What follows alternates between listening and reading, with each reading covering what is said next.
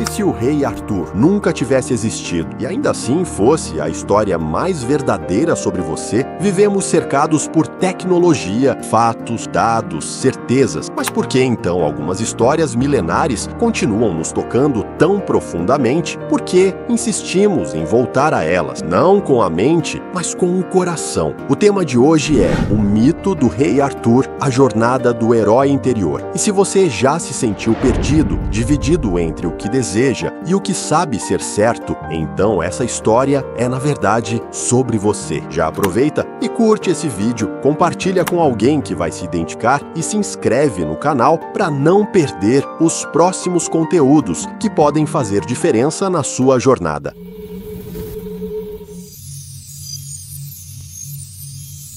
O fascínio eterno pelo rei que talvez nunca existiu. Arthur pode nunca ter governado a Bretanha, pode nunca ter existido fora das páginas de um livro, mas ainda lá. Assim, seu nome atravessou o século, inspirou reis reais, liderou guerras imaginárias e deu origem a lendas que até hoje mexem com o nosso imaginário. Isso acontece porque Arthur, como os grandes heróis dos mitos antigos, é menos um homem e mais um espelho. Ele representa aquela parte de nós que busca a nobreza, que sonha em construir um reino justo, mesmo que este reino seja apenas o nosso próprio coração. Vivemos num tempo em que os mitos foram relegados ao esquecimento. Contos de fadas são tratados como bobagens infantis e livros sagrados são lidos com desconfiança ou literalidade. Mas por trás dessas histórias antigas, mágicas e muitas vezes absurdas, há chaves simbólicas que falam a linguagem da alma. A história do rei Arthur não é apenas uma narrativa de batalhas e traições, é um manual oculto sobre a arte de viver com propósito. Ela nos mostra que todos nós, mesmo os mais simples, carregamos dentro de si a possibilidade de retirar uma espada da pedra, de acessar uma força que não é apenas física, mas espiritual. Talvez seja por isso que Arthur nunca nos abandonou, mesmo em meio a séries modernas, filmes de Hollywood e romances contemporâneos. Seus símbolos, Merlin, Excalibur, Camelot, continuam vivos. Não porque acreditamos literalmente neles, mas porque sentimos que são verdadeiros. Eles falam com algo dentro de nós, algo que não se prova com lógica, mas que vibra como se dissesse: eu conheço esse lugar, eu já estive em Camelot. Merlin, a voz silenciosa da intuição. Todo herói precisa de um guia, um mentor, uma presença misteriosa que o ajude a enxergar aquilo que seus olhos ainda não conseguem ver. Para Arthur, esse guia foi Merlin. Mas quem é Merlin de verdade? Nos contos mais antigos, ele já nasce envolto em mistério, fruto de um encontro entre uma mulher isolada e uma entidade espiritual, talvez um anjo, talvez algo ainda mais enigmático. Sua vida foge à lógica, à razão. Ele não é da ordem do mundo, mas da ordem da alma. Merlin não é apenas um mago, ele representa a intuição profunda, aquela voz silenciosa que não grita, não exige, mas sussurra. E quando ousamos ouvi-la, percebemos que ela sabe mais do que imaginávamos. Helena Blavatsky, uma das grandes filósofas esotéricas do século XIX, dizia que dentro de cada ser humano existe uma voz do silêncio, um guia interno que conhece o caminho mais elevado, mesmo quando nós preferimos o atalho. Merlin é essa voz, é aquele que sabe que o fruto de um desejo proibido, como o de Uther Pendragon por Ingrain, pode gerar não só um escândalo, mas um destino, e mesmo assim decide agir, não por impulso, mas por visão. Ele vê além do momento, ele sente o todo. É por isso que Merlin não se envolve em batalhas, mas influencia os rumos de reinos inteiros. Ele representa a sabedoria que observa, que pondera, que conhece as leis da vida. E mais, Merlin nunca quis governar. Sua missão era guiar um rei digno, um ser humano que pudesse unificar a Bretanha, símbolo da unificação interna do nosso ser fragmentado. Todos nós temos esse mago dentro de nós, essa presença sábia que nos aponta o que é justo, bondoso, verdadeiro, mas quase nunca ouvimos. A voz do desejo grita, a da intuição apenas sussurra, mas quando conseguimos escutá-la, algo mágico acontece. Começamos a nos alinhar, começamos a tomar decisões que não nos arrependemos depois. Começamos a perceber que viver com propósito não é seguir fórmulas, mas viver em coerência com aquilo aquilo que sabemos ser certo, mesmo que ninguém esteja olhando. Merlin não é só um personagem, ele é um estado de consciência. Ele vive toda vez que você cala o mundo, silencia o ego e escuta. Excalibur e o nascimento da vontade. Imagine uma espada cravada em pedra, inamovível, intocável, testemunha silenciosa da espera por alguém digno de empunhá-la. Quantos tentaram? Quantos usaram força, esperteza, arrogância, mas foi um jovem humilde, sem intenções de poder, que a retirou com facilidade, como se a pedra tivesse apenas esperado o toque de alguém puro de coração. Essa espada era Excalibur, e ela não representa apenas poder ou soberania, ela simboliza a vontade verdadeira, aquela que nasce do centro mais elevado do ser humano. Num mundo movido por desejos, vontades existem aos montes. Vontade de ter, de vencer, de dominar, de aparecer, mas a vontade com V maiúsculo, essa é rara. Ela não deseja, ela cumpre. Ela realiza o que é necessário. Ela age em sintonia com a vida, com um propósito maior. É isso que Arthur nos ensina quando retira a espada da pedra, que o verdadeiro poder não se conquista pela força, mas pela integridade. Por isso, Excalibur só se entrega a quem está pronto para honrá-la. Não basta querer, é preciso ser digno. E o que isso significa? Significa agir com justiça mesmo quando ninguém está olhando. Significa dizer não ao que seduz, mas trai. Significa escolher o certo, mesmo que o certo doa. A vontade verdadeira, assim como Excalibur, só aparece quando paramos de buscar fora e começamos a cultivar dentro. Arthur não procurava a espada, ele apenas agiu com pureza e presença, e a espada o reconheceu. Da mesma forma, a vida sempre nos testa. Todos os dias há uma pedra diante de nós, uma escolha, um obstáculo, um chamado, e a pergunta silenciosa está sempre lá. Você já está pronto para empunhar sua Excalibur?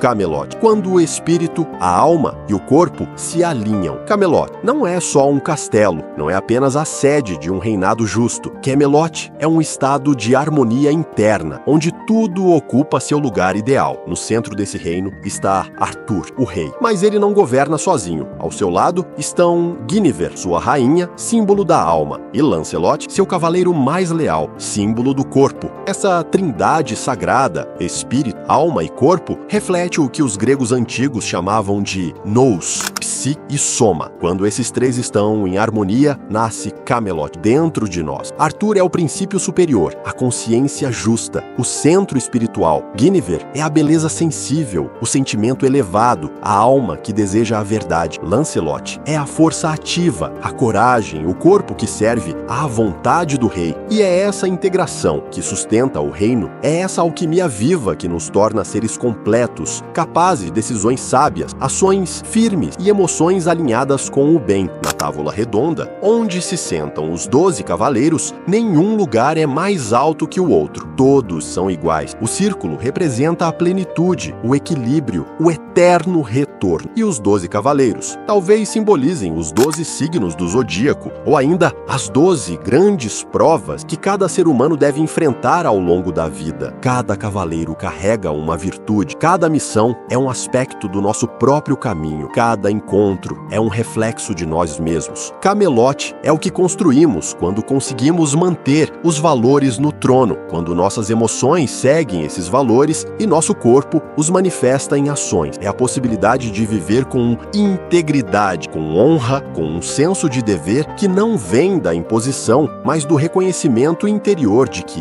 isso é o certo a fazer. E isso nos traz paz, prosperidade, força silenciosa, direção. Mas como tudo que é elevado, Camelot é frágil, porque a harmonia não é um estado fixo, é um exercício constante e basta um pequeno desvio, uma traição interna, para que tudo comece a ruir. A queda de Camelot, a traição interna. Camelot era forte, mas não era invencível. Nenhuma estrutura, por mais nobre que seja, resiste a uma ruptura vinda de dentro. A queda começa não com uma guerra, mas com um gesto, não com inimigos externos, mas com uma traição do coração. Guinevere, símbolo da alma, e Lancelot, símbolo do corpo, cedem à tentação. E ao fazerem isso, traem Arthur, o espírito, o princípio que os unia. Parece apenas um drama de romance proibido, mas é muito mais que isso. É uma metáfora poderosa de algo algo que todos nós já vivemos, aquele momento em que traímos a nós mesmos, quando sabemos o que é certo, mas escolhemos o mais fácil, quando sentimos o que é verdadeiro, mas buscamos o que nos seduz, quando deixamos de lado nossos valores mais elevados por algo passageiro. É nesse instante que Camelot começa a ruir. Arthur, traído, se isola. Guinevere, perdida, se recolhe em silêncio. Lancelot, tomado pela culpa, abandona tudo e passa a vagar pelo mundo como um mendigo. E o mais trágico, nenhum deles é vilão. Eles são humanos, tão humanos quanto nós. A vida está cheia de encruzilhadas silenciosas e cada escolha revela em que direção estamos caminhando, se rumo à unidade ou rumo à dissolução. Trair Camelot não é só sobre amor proibido, é sobre todas as vezes em que nos afastamos daquilo que é mais nobre em nós, sobre as pequenas concessões que, somadas, desmontam o castelo que um dia foi lar. E quando isso acontece, quando não há mais rei,